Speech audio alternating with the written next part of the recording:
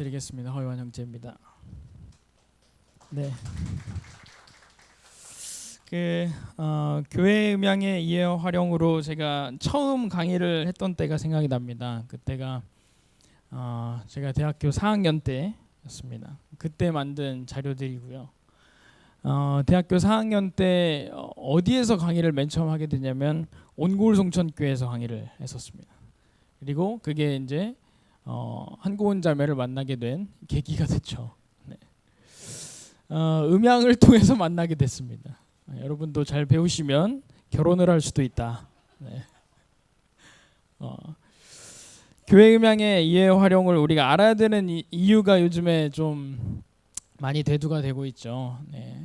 디지털 장비 없이 사역하기가 어려운 환경이 점점 되고 있습니다. 사실 음향에 대한 이해가 있으면 이제 거기에 플러스 알파로 영상까지 합치면 어떻게 되죠? 이제 종합적으로 미디어라는 그런 매체가 형성이 되고 그 매체를 통해서 요즘에 복음도 전해지고 말씀도 전해지고 또 교제도 하기도 하고 그렇습니다. 기본적으로 우리가 디테일하게 알 필요는 없지만 그래도 알고 있으면 좋은 것들, 그리고 꼭 이 교회 가운데에서 뭐 지하 2층, 4층, 5층, 6층까지 지금 음향 설비가 저기 다 돼 있잖아요.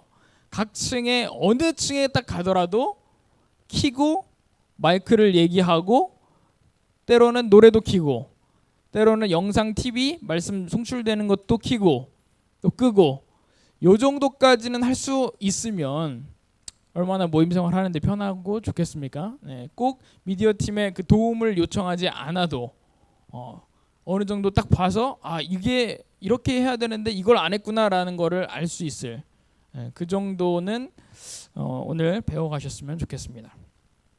자, 그러면 시작을 해보겠습니다. 유인물 나눠드렸는데 오늘 배울 내용들이 사실은 가장 기초적인 소리부터 시작해서 이제 믹서를 다루는 복잡한 스킬들까지 다 나옵니다. 다 나오는데 그거를 오늘 싹 배워야겠다라고 생각하시기보다 본인의 수준에 맞게 이해하시면 돼요. 내가 이해되는 수준까지만 이해하시고 그 이상으로 막 너무 복잡하고 어렵고 도대체 뭔 말인지 모르겠으면 그냥 패스하셔도 돼요. 왜냐하면 그거는 지금 이 시간에 다 이해하기 어렵고 또 그걸 다 써먹을지도 모릅니다. 써먹을지 안 써먹을지도 모르기 때문에 본인의 수준에 맞게 나는 키고 꺼는 것 정도만 알아도 괜찮겠다라고 생각하시면 그 수준까지만 이해하셔도 되고, 나는 그 이상으로 여러 악기와 소리들의 조합을 어떻게 할 것인지까지 배우고 싶다라고 하시면 더 열심히 한번 말씀하시는 거 하나하나 다 한번 잡아보시면 되고요. 특별히 오늘은 실물 교재를 다 준비했어요. 많이 수고해 주셔가지고 다른 층에 있는 실물 교재까지 가져왔기 때문에 실물 교재들도 좀 보면서 할 수 있으면 할 거고요. 그리고 쉬는 시간에 또 나오셔서 궁금한 거, 모르시는 거 직접 눈으로 확인하셔가지고 이해하시면 더 좋을 것 같습니다. 자, 첫 번째 소리의 이해를 잠깐 보겠습니다. 소리가 어떻게 형성이 되고 전달이 되죠? 소리가 뭐죠? 소리가? 의찬이, 소리가 뭐죠? 와, 박수 한번 주시죠. 의찬이가 알아요. 네, 의찬이가 아는 수준입니다. 어떤 거죠? 공기가 진동하는 거예요. 진동. 이 진동입니다. 소리는 진동이고 1초에 몇 번 진동하느냐에 따라서 큰 소리인지 작은 소리인지 높은 소리인지 낮은 소리인지가 구분되는 겁니다. 특별히 1초에 몇 번 진동하느냐, 그걸 가지고 우리는 뭐라고 부르냐, 주파수라고 부르는데요. 또 소리의 크기, 라고 하는 큰 소리와 라고 하는 작은 소리, 그리고 라고 하는 높은 소리와 라고 하는 낮은 소리, 이것은 구분하셔야 돼요. 자, 큰 소리와 작은 소리는 우리가 뭐라고 표현하죠? 큰 소리와 작은 소리. 큰 소리와 작은 소리는 그렇죠. 진폭이 넓은 거예요. 자, 이렇게 진동이 있으면 진폭이 넓은 겁니다. 그게 높은 소리와 낮은 소리. 그 높고 낮음은 우리가 뭘로 표시하냐? 많이 알고 있는 데시벨로 표시합니다. 데시벨. 몇 데시벨, 몇 데시벨 하죠. 자, 그런데 높은 소리, 까랑까랑한 뭐 몇 옥타브 솔 라 이렇게 나가는 것과 막 이렇게 그 더 낮은 뭐 완전 바리톤의 베이스의 그 저음 소리, 그 소리와의 차이는 우리가 뭘로 표시되냐? 진동수로 표시가 돼요. 1초에 몇 번 진동하느냐. 1초에 몇 번 진동하느냐라는 이 진동수가 높으면 높을수록 어떤 소리가 날까요? 진호영 씨? 높은 소리, 고음이 납니다. 고음. 그래서 우리가 보통 옛날에 이제 그 전화기, 수화기를 지금 핸드폰은 그런 게 소리가 안 나지만 전화기, 수화기를 딱 들면 나는 그 소리가 1옥타브 라인데 이 라 소리가 440데시벨로 가장 표준이에요. 가운데라고 보시면 돼요. 이 표준의 440데시벨을 기준으로 해서 라, 시, 도 올라가면 점점 주파수가 440보다 500, 600, 700 이렇게 올라가는 거죠. 자, 그렇게 해서 한 옥타브 올라가서 1옥타브 라에서 2옥타브 라까지 한 옥타브 올라가면 데시벨이 2배가 됩니다. 그래서 440에서 880. 그 안에 440에 840, 880 안에 1옥타브 그 어레인지, 그 레인지 그 부분이 440 데시벨이 아니 440 헤르츠가 그 안에 들어가 있는 거예요. 네. 그래서 그냥 딱 기본적으로 이해하실 거는 헤르츠는 높고 낮음이고 데시벨은 크고 작음이다라고 이해하시면 됩니다. 그래서 높은 헤르츠면 높은 소리구나. 그리고 데시벨이 높다라는 것은 큰 소리구나라고 이해를 하시면 돼요. 저음은 이렇게 낮은 주파수로서 파장이 길고 천천히 가면서 베이스음이 전달이 되고요. 네. 그리고 고음, 높은 주파수는 파장이 짧게 빠르게 움직이면서 880, 막 1000, 막 이렇게 넘어가요. 2000, 3000, 막 만까지도 가고 이렇습니다. 자, 그런 거는 고음으로 점점 가는 거죠. 빠르게 넘어가게요. 그런데 이게 왜 중요하냐면 소리가 진동이기 때문에 이 진동이 전달되는 환경에 따라서 이 매질이라고 하죠. 전달해주는 이 매질에 따라서 전달의 수준이 달라요. 그래서 어떤 게 가장 전달의 속도가 빠른가요? 네? 알루미늄. 다른 말로 얘기하면 고체입니다. 기체 상태에서는 이것들의 움직임들이 너무 자유분방하기 때문에 전달이 더 안 돼요. 그런데 고체로 갈수록 더 전달이 쉽죠. 진동들이. 그렇기 때문에 사실은 그냥 이렇게 건조한 날보다 공기 중에 액체가 있는 비 오는 날, 수증기가 있죠. 습기가 많은 이 날에 소리가 더 시끄럽게 들리고 많이 울리는 느낌이 드는 거죠.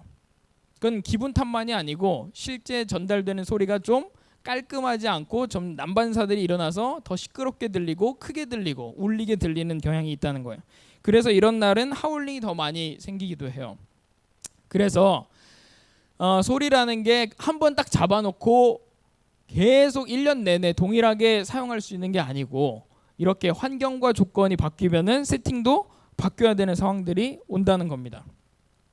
이제 사람의 귀가 소리를 듣는데 뭐 이런 것들을 너무 지루하게 생각하시기보다는 그냥 모르겠으면 주무셔도 돼요. 네.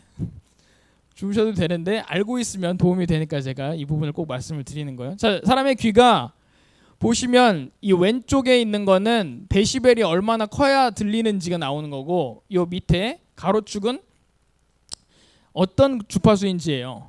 자, 저음일수록 데시벨이 높아야 들리는 거예요. 큰 소리여야. 근데 어때요? 5000 정도, 2000에서 5000 사이는 데시벨이 낮아도 들을 수가 있는 거죠. 그래서 여자 목소리가 더 선명하게 잘 들리죠. 남자 목소리보다. 이해되죠? 작은 소리도 남자의 작은 소리는 잘 안 들리는데 여자의 작은 소리는 상대적으로 더 잘 들린다는 거예요. 왜? 주파수가 다르기 때문에 그렇습니다. 사람의 귀가 고음역대에 민감한데 우리의 하나님이 정말 신기하게 만들어 놓으신 게 이 사람의 목소리, 지금 제가 말씀드리고 있는 이 목소리 대역이 3천에서 4천 대역이에요. 근데 이 3천에서 4천 이 보컬 목소리 대역을 가장 잘 듣도록 하나님이 설계해 놓으신 거예요, 귀를. 그래서 그 사람 목소리가 들어있는 그 대역이 데시벨이 낮더라도 더 잘 듣게끔 귀가 세팅이 돼 있는 거예요, 기본적으로 우리 귀가. 하나님 신기하게 만들어 놓으신 겁니다.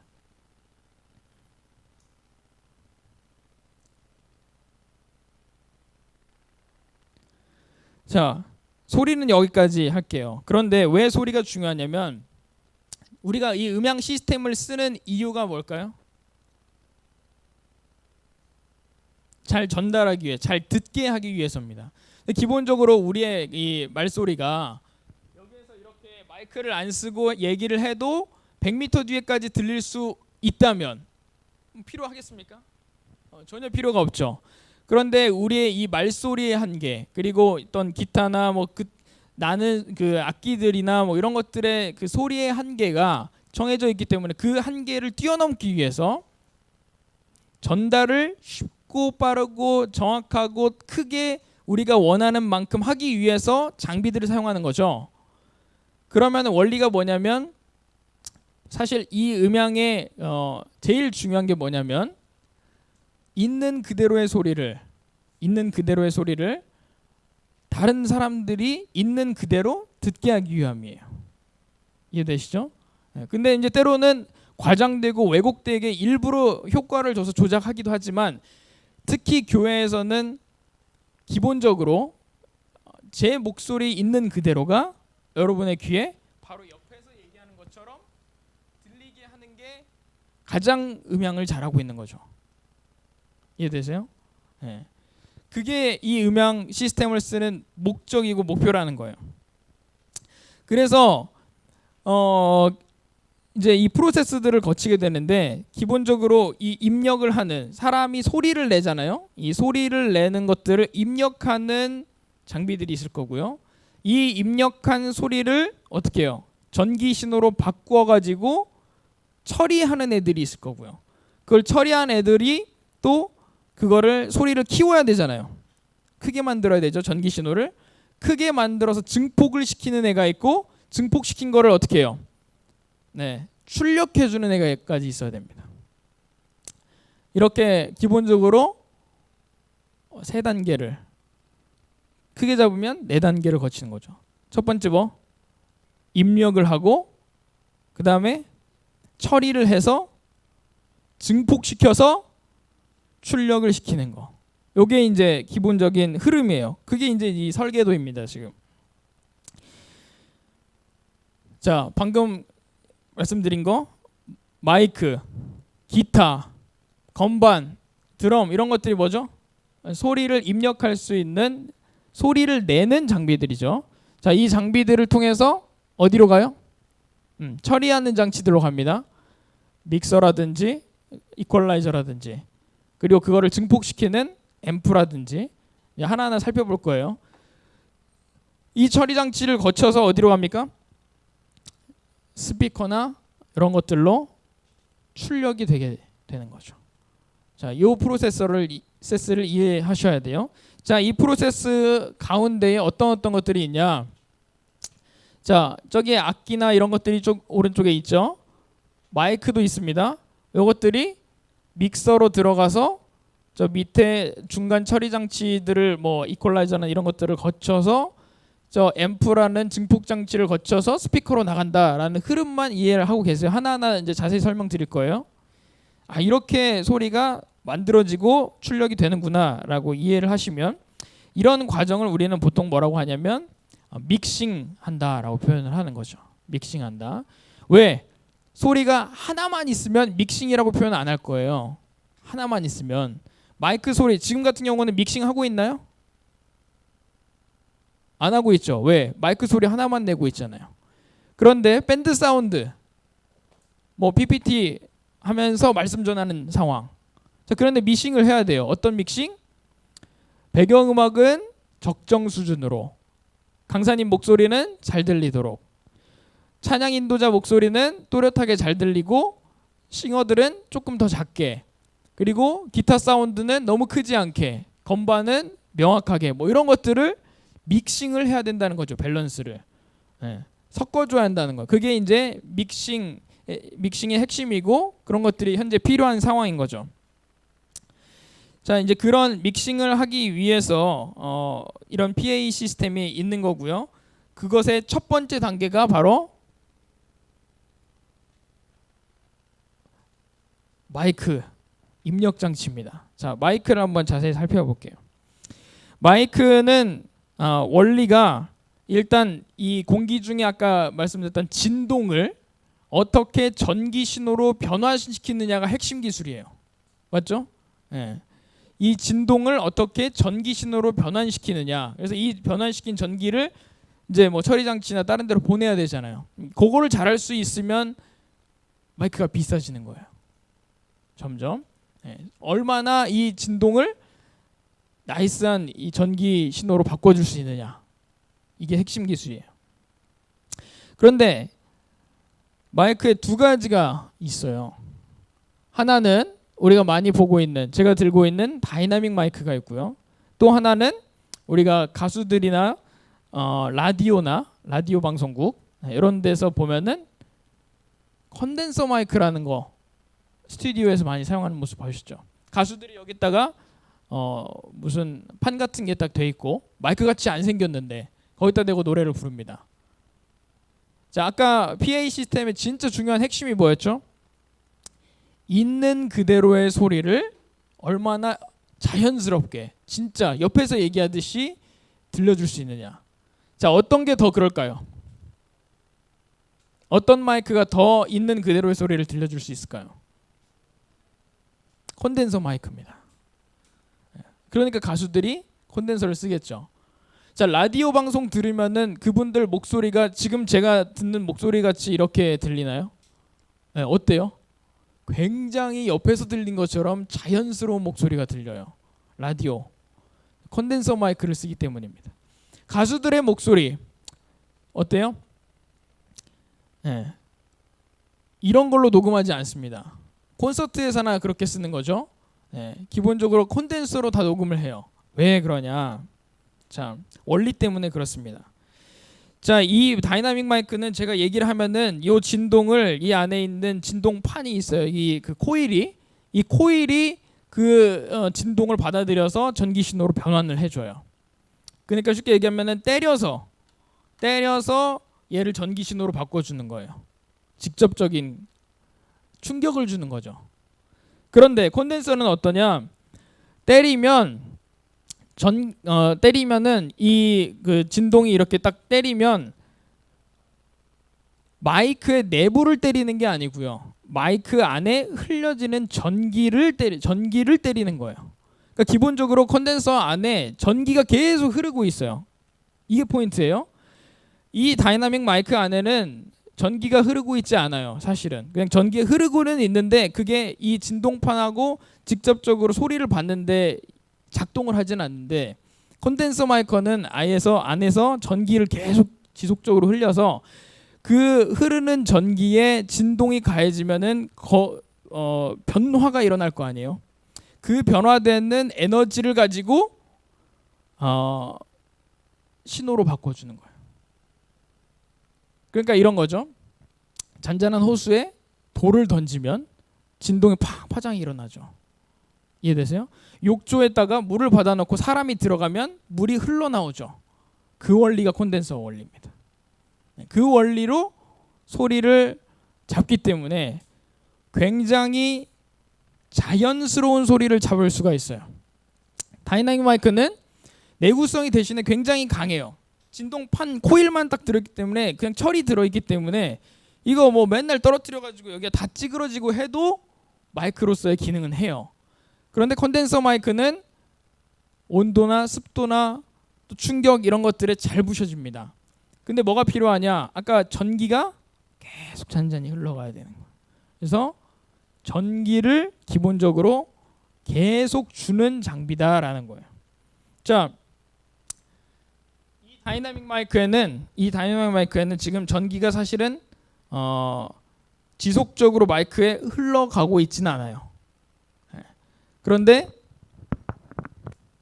이 콘덴서 마이크는 전기를 먹어야만 합니다. 자, 여기 여러분이 보시는 이 강단 마이크는 콘덴서 마이크예요. 그래서 전기를 줘야 됩니다. 그 전기를 주는 방법이 여러 가지인데, 배터리를 연결하기도 하고 전기 코드를 연결하기도 하고 뒤에 믹서 장치에서 전기를 보내주기도 해요. 그래서 이 강단에서 보통 소리가 요즘에 안 나오는 경우들이 옛날에 있었어요. 왕왕. 그때 뭐 하죠? 여기 열어가지고 전원 버튼을 눌러야 됐어요. 자, 이거 전원 버튼 있나요? 없습니다. 얘는 무선 마이크라 있는 거고요. 똑같은 원리의 두 개는 그냥 얘가 무선이라서 전원 버튼이 있는 거고, 얘는 전원 버튼이 없어요. 이거는 사실은 전원 버튼이 아니에요. 그냥 음소거 하는 수준인 거고 전원 버튼이 아닙니다. 전원이라고 하면은 전기를 껐다가 뺐다가 해야 되는 거잖아요. 얘는 껐다 뺐다 하는 그런 수준이 아니고 그냥 음소거 하는 수준이에요. 근데 얘는 아예 전원 버튼이죠. 전기를 흐르냐 안 흐르게 하느냐. 그런 차이가 있다는 겁니다. 자, 그래서 우리가 왜 강단에서 컨덴서 마이크를 쓰느냐? 이 다이나믹 마이크에서 쓰는 것 같은 왜곡을 일으키지 않기 위해서 최대한 강사 형제님의 목소리가 자연스럽게 그리고 편안하게 들리게 하게끔 저 컨덴서 마이크를 사용하고 있는 겁니다. 이런 차이가 있어요. 다이나믹 마이크는 소리를 딱 입력을 하면 중고음 부분이 굉장히 강조돼 있어요. 아까 3000에서 4000대역이 보컬 대역이라고 했죠. 3000에서 4000대역이 굉장히 강조돼서 소리가 나오는 거예요. 자, 근데 콘덴서 마이크는 어때요? 거의 일정합니다. 왜곡이 일어나지 않는 거죠. 우리가 듣는 목소리 그대로 주파수를 전달해 준다는 얘기예요. 그래서 콘덴서 마이크를 보통 사용을 합니다. 그러면 이런 질문이 있을 수 있어요. 그러면 모든 마이크를 다 컨덴서로 쓰면 되지 않냐? 어떻게 생각하세요? 첫째, 내구성이 다르다고 했죠. 자, 이렇게 싱어 마이크들 다 컨덴서로 줘버립니다. 그럼 어떻게 돼요? 떨어뜨리거나 온도나 습도나 이런 거에 있어서 아주 취약하기 때문에 다 부서지고 고장나고 이러면 비용이 굉장하죠. 다이나믹 마이크하고 컨덴서하고 기본적으로 동일 수준으로 비교했을 때 몇 배의 가격 차이가 나기 때문에 컨덴서로 다 쓴다는 것은 사실상 어렵고요. 자, 이거는 뭐냐? 저희 4층에 뒤에 있는 장비예요. 이게 뭘까요? 보신 적 있는 분? 이게 뭘까요? 의찬이. 일단 손 들고 본 거네요. 네. 그렇죠. 무선 마이크의 전파를 수신하는 수신기예요. 자, 얘네들은 라인을 통해서 전달이 되죠. 전기가, 신호가 들어오고 나가고. 근데 얘는 라인이 없잖아요. 여기에 송신기가 달려 있어요. 이 끝에. 그래서 보통 좀 이따 마이크에서 다시 한번 말씀드리려고 했는데, 이 마이크 이 하단 부분을 이렇게 잡은 경우가 있어요. 이렇게. 그러면은 통신의 단절과 에러가 종종 일어나죠. 왜? 손의 저항값 때문에 종종 일어나서 어때요? 기도하다가 막 끊겨요. 뚝뚝. 왜? 여기를 잡고 있었어. 이거는 상황에 따라 다르기 때문에 여기를 잡는다고 무조건 그러지는 않는데, 강력한 전기 에너지를 가지고 계신 분들은 끊기죠. 네. 그러니까 기본적으로 여기를 잡는 게 맞습니다. 마이크를. 끝에가 아니라. 자, 얘가 이제 송신을 하면 제가 수신기가 신호를 받아서 넣어주는 거예요. 라인을 대신하고 있는 겁니다. 무선 마이크에만 있어요. 근데 이제 마이크 사용법 팁으로 꼭 기억을 하셔야 돼요. 저희도 써놨는데, 마이크에 헤드를 쥐지 않는다. 이렇게 래퍼들처럼요. 래퍼들 이렇게 많이 하죠. 왜 래퍼들이 이렇게 할까요? 소리 크게 하고 어때요? 베이스 막 좀 멋있게 들리게 하려고. 이런 경향을 많이 주는데, 이거 굉장한 음의 왜곡과 과장이 일어났죠. 교회에서 이렇게 하면 어떻게 되죠? 실족할 수 있어요. 마음이 어려워져요. 막. 두 번째, 마이크를 툭툭 치거나 이렇게 불어서 확인을 해요. 소리 나는지 안 나는지. 이렇게 되면 어떻게 되냐? 툭툭 치거나 훅훅 불 때 마이크는 안 부셔져요. 뭐가 부셔질까요? 스피커가 부셔져요. 왜? 스피커는 소리를 내려고 했는데 소리를 내는 앤데 우린 방금 소리를 냈나요? 뭘 했나요? 충격을 줬죠. 충격. 예, 이 충격을 줘서 소리가 아닌 데미지를 주고 있는 거예요. 스피커에다. 후후도 마찬가지고 툭툭 치는 것도 마찬가지예요. 그래서 내가 후후 불거나 툭툭 치거나 후후 부는 그 순간 스피커는 수명이 쭉쭉 떨어지고 있습니다. 심한 경우는 스피커가 찢어질 수도 있어요. 그러면 스피커가 정상적인 소리를 못 내게 되죠. 이해됐어요? 네, 깔끔한 소리, 선명한 소리를 내줘야 하는데 이 안에도 진동판이 있단 말이에요. 진동을 시켜가지고 소리를 내주는 거예요. 소리는 진동이라고 했잖아요. 스피커가 진동을 시켜가지고 소리를 내줘야 하는데 툭툭 치거나 후훅 불어가지고 데미지를 막 때리는 거예요. 그러면 그 진동판이 깨지거나 문제가 생기겠죠. 그러면 수명이 떨어지고 음질이 안 좋아진다. 세 번째는 입과 마이크의 헤드의 거리는 한 요 정도로, 요 정도로 이렇게 기본적으로 하는 것이 자연스러운 소리를 내요. 자, 이 소리와 이 소리와 다르죠, 느낌이. 근데 이제 요즘에 그 가수들의 뭐 그 TV에 나와서 노래를 부르는 모습들 보면은 거의 마이크를 먹으려고 하죠. 이렇게 마이크를 먹으려고 하는 수준으로 가까이 돼요. 근데 괜찮아요. 왜 그럴까요? 마이크가 100만 원짜리라서요. 비싼 마이크라서 잘 되는 거예요. 그런 건. 그리고 그 가수들도 노래 부르다가 고음이나 큰 데시벨이 나올 상황이면 어때요? 떼면서 이렇게 부릅니다. 그것도 이제 이 거리에 따라서 흡음이 다르기 때문에 그러죠. 이렇게 가까이 대고 고음을 질러버리면 스피커가 문제가 생기거나 고막이 문제가 생기죠.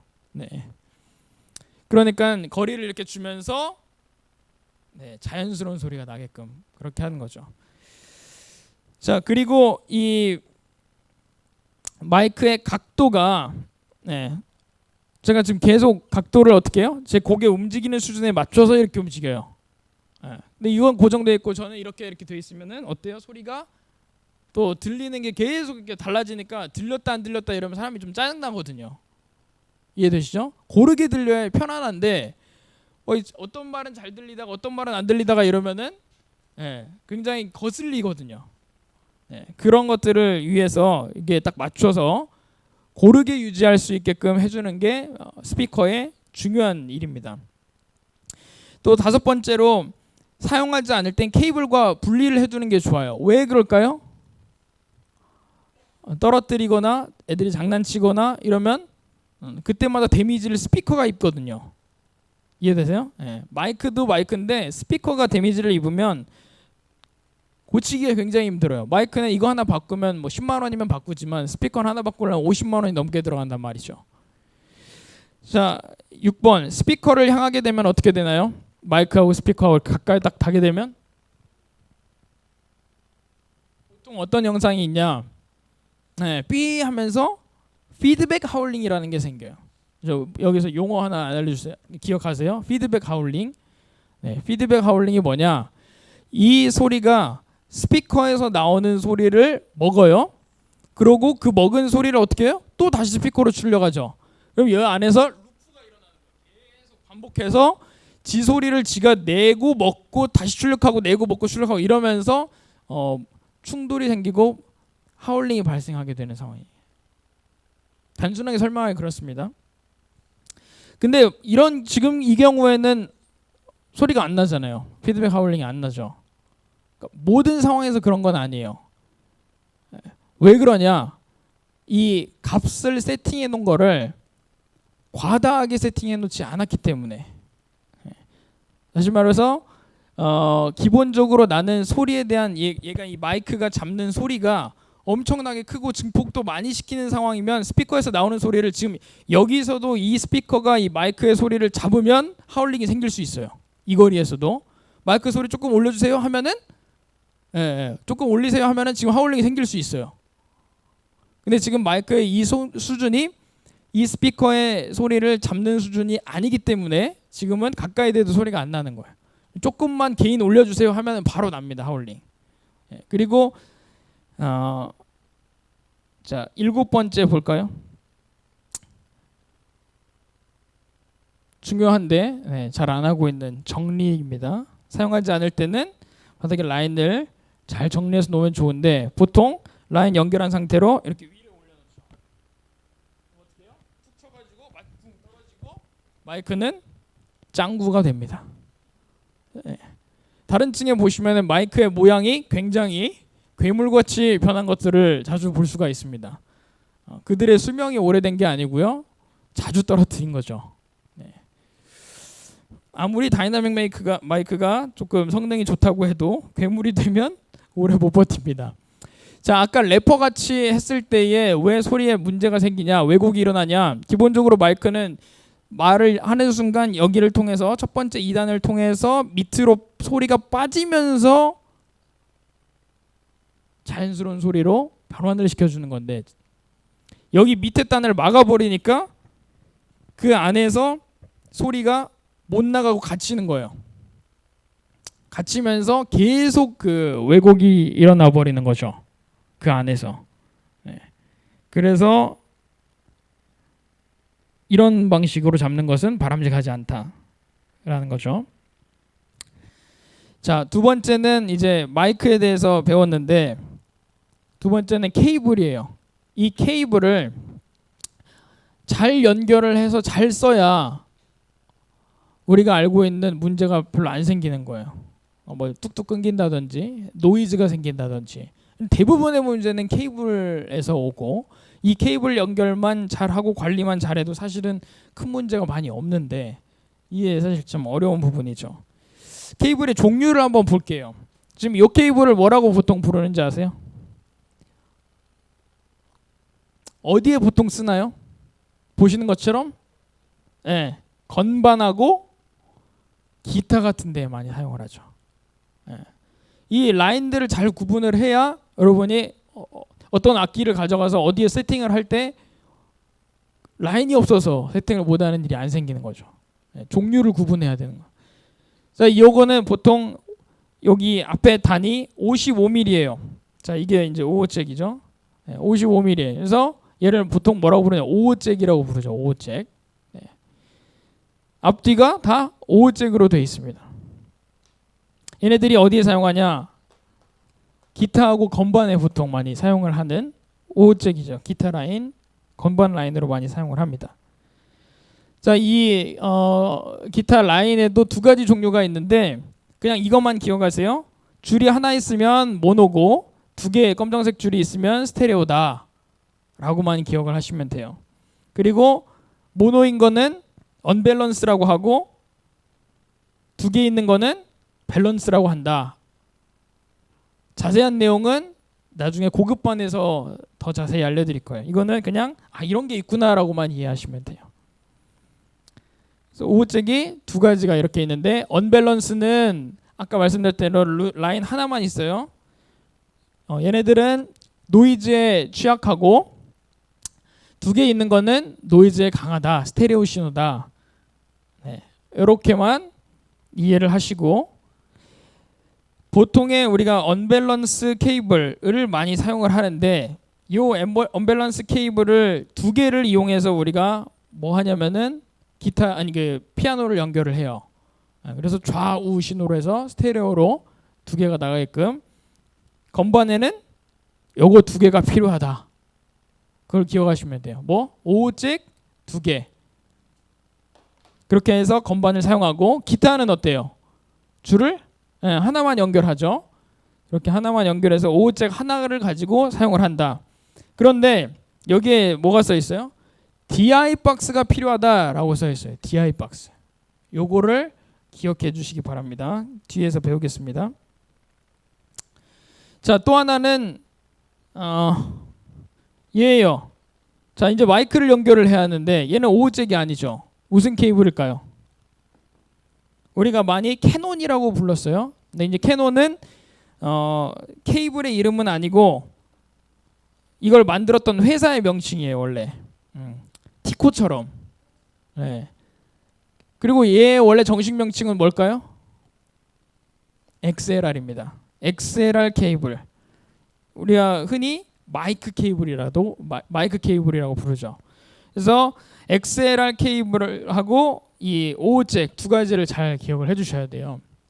자, 안에가 뾰족하게 되어 있는 거는 뭐라고 할까요? 순놈. 여기는 암놈. 이렇게 되어 있어요. 네. 이것도 중요합니다. 암놈만 두 개 되어 있으면 당황스러운 상황이 오고 순놈만 두 개 되어 있어도 당황스러운 상황이 올 수 있어요. 근데 필요에 따라 그렇게 만들 수는 있는데 기본적으로는 암놈 하나, 순놈 하나 해야 인풋, 아웃풋에 꼽을 수가 있습니다. 자, 얘는 우리가 많이 본 케이블이죠. 오른쪽에. 뭘까요? 어디에서 많이 보셨어요? 네, 노트북 꼽을 때 이어폰. 네, 이어폰 두 줄로 되어 있습니다. 아까 뭐였죠? 밸런스드, 스테레오. 여기에 한 줄로만 되어 있는 애는 한쪽만 들릴 거예요. 아니면 한 가지 소리만 나는 스테레오가 아닌 거죠. 네. 근데 기본적으로 3.5는 이렇게 PC에 사용을 하거나 뭐 이어폰에 사용을 하거나 레코딩 같은 데에 사용을 하거나 이렇게 스테레오 라인으로 3.5 케이블을 사용합니다. 또 하나는 음향이나 영상 같은 데에 많이 사용했던 RCA 케이블인데 요즘엔 많이 없어지고 있는 추세의 케이블이죠. 네. 그냥 이름만 알아놓으시면 돼요. 자, 퀴즈 한번 내볼까요? 왼쪽 거 무슨 케이블이죠? 5호잭에 네, 수컷만 두 개. 네. 얘는 XLR의 암수. 오른쪽은 XLR의 수. 5의 수. 네, 이렇게 가는 거죠. 5호잭도 암이 있어요. 근데 이제 특별한 커넥터로 해가지고 암이 있어요, 실제로. 네, 그렇게 해서 연장을 하는 경우들이 있습니다. 자,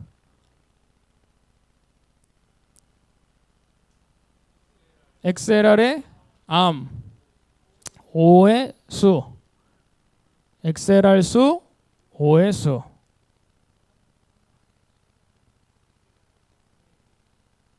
그 다음 3.5의 수, XLR의 암이죠. 자, 왼쪽은 꺾여 있으나 이것도 5입니다. 네. 그냥 꺾어서 만들어놨을 뿐이에요. 편의상. 보통 기타 같은 데 많이 사용을 해요. 아니면 피아노나. 왜냐면 이렇게 돼 있으면 연결해가지고 휘어져 버린단 말이에요. 계속. 하방 압력을 받죠. 그러니까 여기가 단선이 일어나는 경우가 많이 있기 때문에 어때요? 아예 그냥 꺾어서 만들어놔 버린 거예요. 안정성 때문에. 자, 기타하고 피아노 같은 게 이렇게 꺾어서 하는 경우들이 있어요. 지금 아까 우리 교회 것도 그렇게 돼 있었어요. 자, 얘도 RCA 수. 얘는 XLR 암의 RCA 수. 이렇게 되죠. 자, 마지막입니다. RCA 암, XLR 암. RCA 암, XLR 수. 5.5의 수. 네, 수. 또 3.5의 수, XLR 수. 얘도 RCA 수, XLR 암. 그렇죠. 이제 아시겠죠? 네, 이제 케이블 구분이 정확하게 되시겠죠? 네, 어떻게 연결하고 써야 되는지 이걸 보시면 돼요. 이게 아까 암이 있다고 말씀드렸죠? 네, 이렇게 암이 있어요. 5.5 말씀이에요. 55. 네. 자, 이제 라인입니다. 라인을 어떻게 관리해야 하냐? 기본적으로 라인을 연결하고 빼고 하는 그때에 진짜 중요한 게 뭐냐면 음소거가 돼 있느냐예요. 음소거가. 왜 그러냐? 연결하는 순간 전기가 돌기 시작하는 거예요. 전원이 켜져 있다는 가정하에. 근데 전기가 돌고 있는데 갑자기 라인을 팍 빼버리면 어떻게 돼요? 전류와 전압과 뭐 저항과 뭐 자세히는 모르겠지만 뭔가 흐르고 있는데 툭 끊겨버리면 어떻게 되죠? 예, 그것을 안정시키기 위한 전류가 탁 또 터지면서 스피커에 데미지가 오는 거죠. 스피커에. 예, 다른 거는 상관없어요. 다른 거는 출력하는 게 아니기 때문에 그냥 전기 신호가 안에서만 자기들끼리 도는 것 때문에 전혀 상관이 없는데, 문제는 스피커가 그것을 출력해줘 버린다는 그 소리를.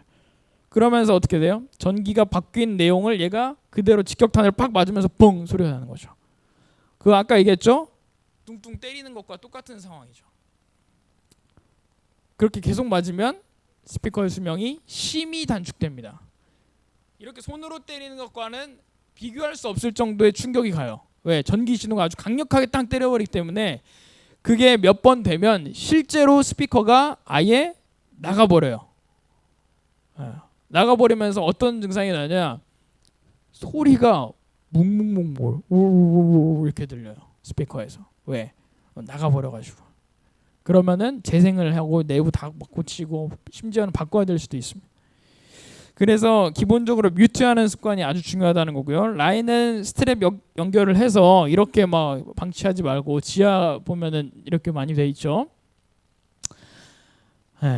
이렇게 기본적으로 매우 깔끔하진 않아도 이 정도까지는 우리가 정리를 해야 한다. 최소한.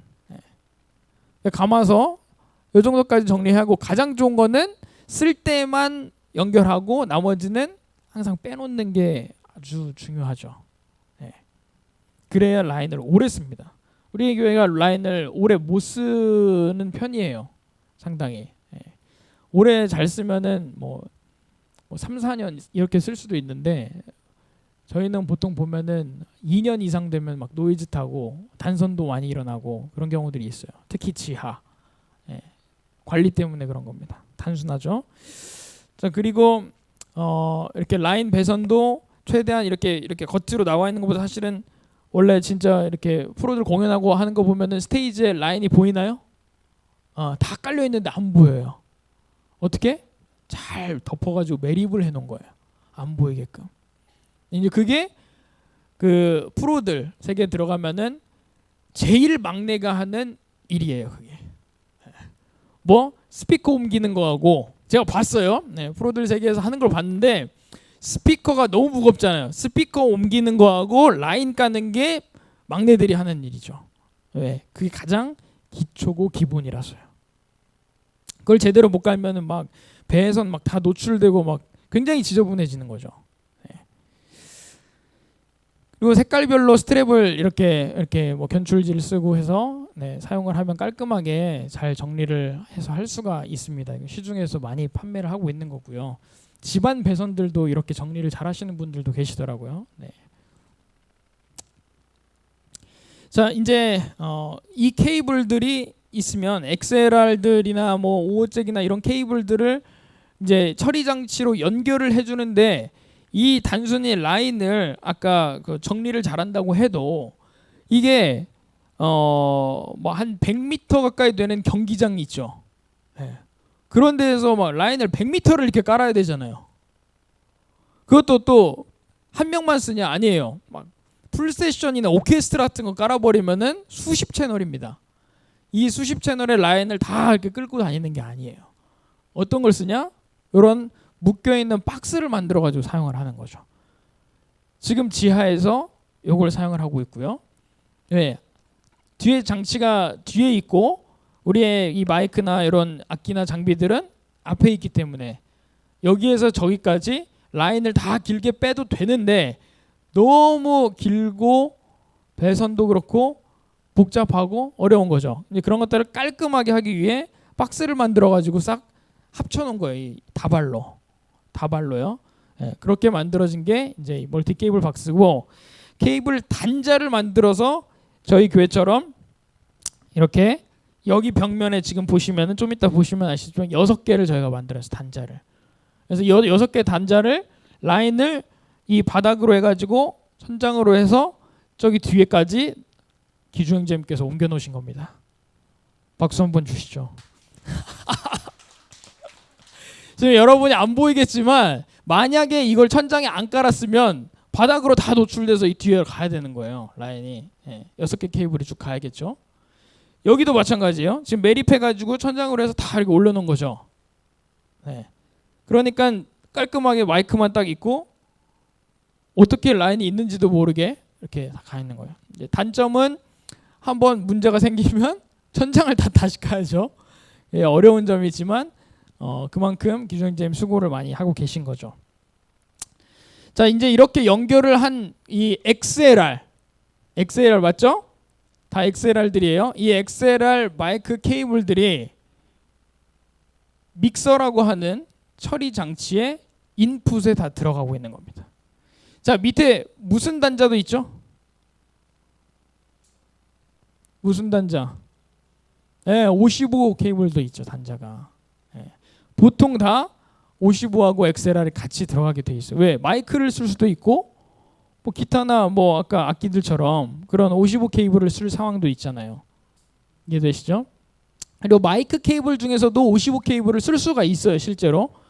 못 쓰는 게 아니에요. 그냥 유형일 뿐이지 꼭 반드시 마이크는 55를 써야 뭐 XLR을 써야 된다, 이건 아니에요. 만들기 나름인 거죠. 그렇게 만들 수도 있는 거야. 자, 몇 시까지 하고 쉬어야죠? 네, 5시 40분에 쉬면 되나요? 네, 그렇게 하겠습니다. 자, 인풋 이렇게 들어가면 이 처리 장치에서 들어가기 전에 요거를 하나 보고 갈게요. 이거 뭐냐? 얘가 뭘까요? 아까 말씀드렸던 DI 박스라고 하는 거예요. 이게 이제 잘 모르시는 분들이 많기 때문에 이거를 꼭 짚고 넘어가야 돼요. 왜냐, 이게 중요하거든요. 굉장히. 왜 중요하냐? 이게 이제 DI 박스라는 게 아까 기타하고 건반 같은 그 악기들은 기본적으로 안에 전기를 연결을 하고 전기 배터리를 꼽아서 사용을 한단 말이에요. 자, 이 마이크 같은 경우는 이 안에 배터리 들어가 있나요? 배터리가 없습니다. 얘는 무선 마이크이기 때문에 배터리가 들어있지만 어차피 송수신기가 따로 있으니 큰 의미가 없고, 그러면 사용하는 거는 그 기타와 건반은 전기를 사용한단 말이에요. 그러면 전기장치와 전기장치를 바로 라인을 통해서 연결을 해버리면 이 두 장치 간에 뭐 잘은 모르겠지만 뭐 전압이나 뭐 전류나 이런 게 좀 다르지 않을까요?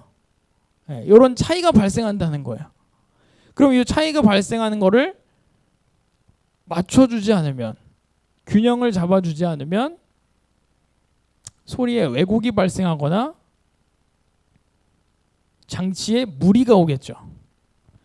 그거를 이 DI 박스가 보정해주는 역할이다라고 생각하시면 돼요. 자, 다른 말로 얘기하면 전기장치와 전기장치가 연결될 때에는 DI가 필요하겠구나라고 생각하면 거의 맞습니다. 자, 기타는 우리가 쭉 치면은 바로 나가는 게 아니고요. 거기에 그 안에 마이크 장치가 다 기타 안에 들어있어. 연결하는 애들은 이제 그걸 픽업이라고 하는데, 얘네들은 배터리 9V 이 네모난 배터리를 기타에다 넣게 돼 있어요. 그럼 얘도 전기를 가지고 있는 애잖아요. 이 전기를 가지고 있는 애가 전기 소리를 해가지고 라인을 통해서 바로 믹서, 아까 그 55 케이블, 요걸로 해가지고 뒤에 꽁다리를 55 케이블로 해서 55 케이블로 믹서에 바로 넣어도 되는데, 그러면 아까 무슨 문제가 생긴다고요? 전기와 전기가 바로 만나기 때문에 음의 왜곡과 과장과 노이즈가 발생하거나 기계가 데미지를 입게 되죠. 기타는 데미지를 크게 안 입는데 받아들이는 믹서는 데미지를 입어요.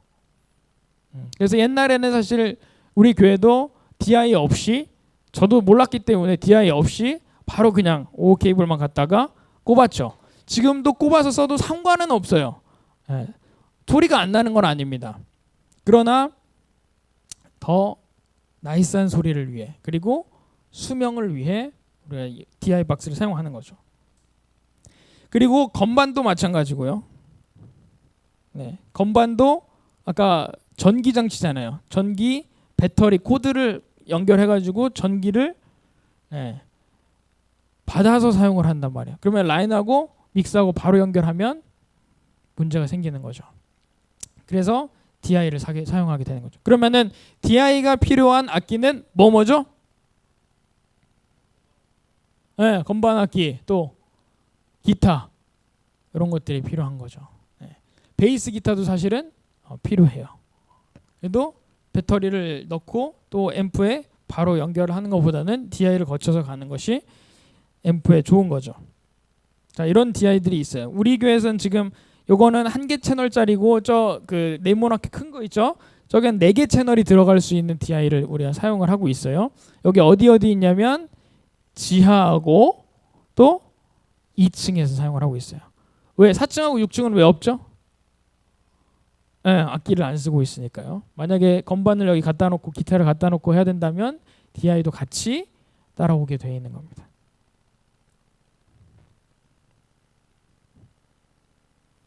자, DI 간단하게 하고 바로 넘어가고 쉴게요. DI까지만 하겠습니다. 자, 이제 이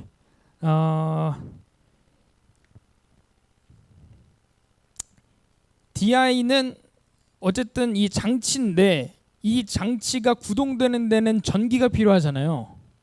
이 전기를 사용을 해서 양쪽 전기 악기와 믹서를 가운데를 연결을 해줘야 하는데 이 DI도 전기가 필요한 거예요. 그래서 이 전기를 받는 수단이 2가지인 거죠. 하나는 배터리를 넣거나 하나는 믹서에서 보내주거나. 그게 이제 우리는 팬텀 파워라고 하는 겁니다. 따라해 보겠습니다. 팬텀 파워. 이게 굉장히 중요해요. 왜 중요하냐면은 이 팬텀 파워 때문에 못 써먹는 경우도 많아요. 예를 들면은 아까 이 콘덴서 마이크도 팬텀 파워라고 하는 특별한 전기 신호가 없다고 하면 작동시킬 수가 없어요. 아니면 얘 따로 전기 이렇게 장치를 연결해가지고 코드 꼽아가지고 사용을 하든지 아니면 믹서에서 컨덴서 마이크로 팬텀 파워를 보내주든지. 자, 얘도 마찬가지입니다. DI도 9V 배터리를 안에 넣을 수 있는 애가 있고요. 얘는 패시브라고 부릅니다. 아니, 액티브라고 부릅니다. 액티브. 애들은 9V 배터리를 넣어서 자체적으로 그냥 그 배터리 전력으로 구동을 하고, 그렇지 않은 애들은 패시브라고 해서 팬텀 파워를 라인을 통해서 공급받아요. 믹스하고 연결하잖아요. 라인을 통해서 공급받아서 구동을 하게 됩니다. 이해되시죠? 이게 DI의 중요한 부분이에요.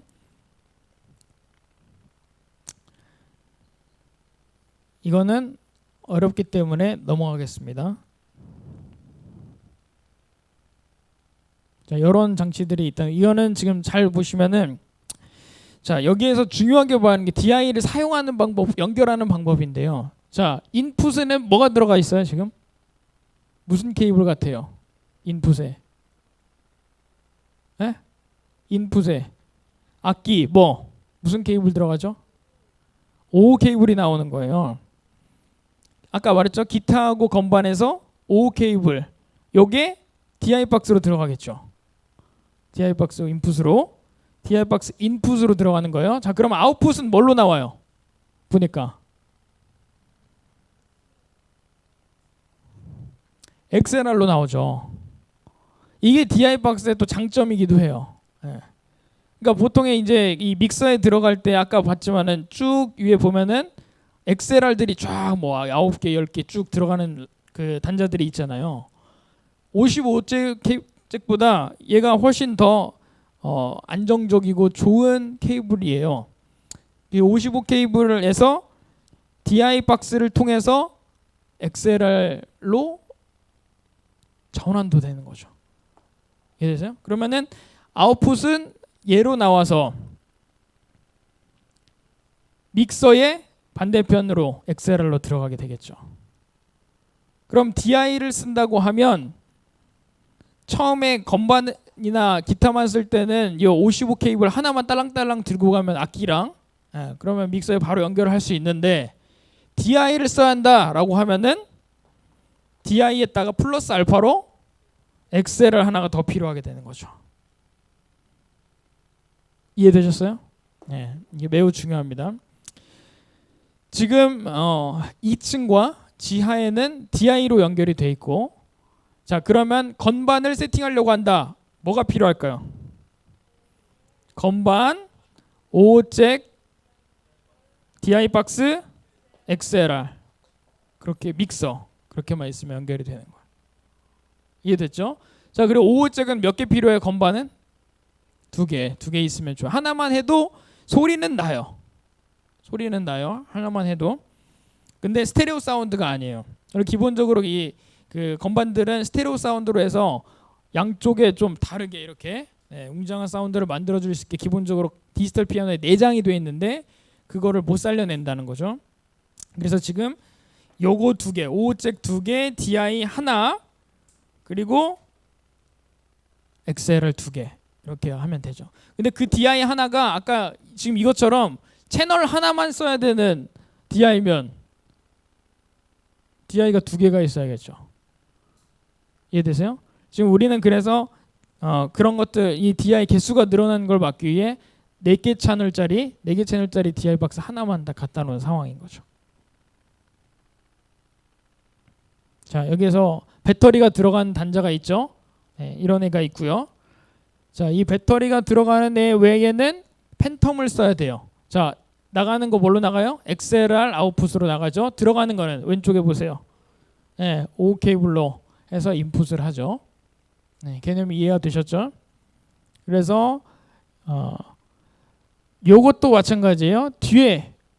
뒤에가 지금 인풋이에요. 울트라 위에 써 있는데 보이시죠? 인풋이 뭘로 들어가 있어요? 빨간색, 파란색으로 해서 5 케이블로 해서 건반에서 나오는 거를 DI에서 받고 있고, 그거를 저 노란색과 파란색 밑에 XLR이 그대로 받아서 뭘로 넣어요? 믹서로 넣게 되는 거죠.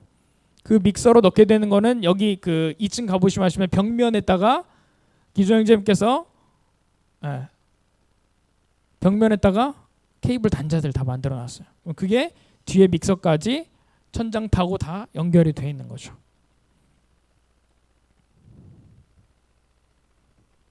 자, 이렇게 인풋은 5로 들어가고요. 아웃풋은 XLR로 나오는데 얘는 특이하게 전기를 케이블을 연결을 해서 코드를 연결해서 220V 코드를 연결해서 전원을 켜게 되어 있어요. 전원. 왜? 4개 채널이니까 배터리 4개 넣어야 되잖아요. 9V 배터리. 아니면 믹서에서 해도 하는데 큰 전력이 필요하단 말이에요. 그러니까 차라리 얘는 아예 전원을 자기가 코드를 꼽아서 쓰게끔 만들어 놓은 특별한 DI인 겁니다. 그래서 전원을 꼭 켜고 이렇게 연결을 해야 한다는 거예요.